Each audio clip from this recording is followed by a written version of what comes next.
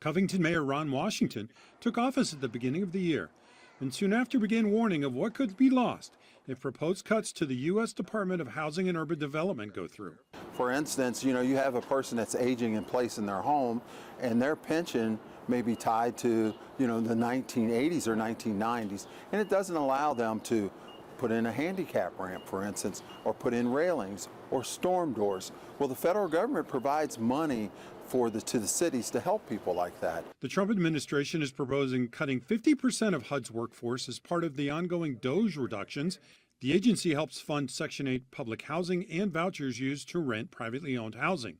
But the cuts include 70% to the Fair Housing Division, with eliminations or reductions in grants to fair housing agencies like Housing Opportunities Made Equal Cincinnati or HOME. That group just released a report earlier this year finding black home loan applicants were rejected at twice the rate of white applicants in the last 6 years locally. Home Executive Director Elizabeth Risch says the lost grant equals $425,000, or 30% of her budget, meaning the agency has had to stop investigations into possible Fair Housing Act violations. So we are in a state of, chaos, trying to figure out what to do. Our 30% is a significant chunk of our budget. Overall, Covington is expecting $2.1 million in HUD dollars this year. Washington says it helps fund parks, sidewalk repairs, and helps the local economy by allowing the city to hire construction workers for those projects. But it's unclear how much the city would lose from the proposed DOGE cuts.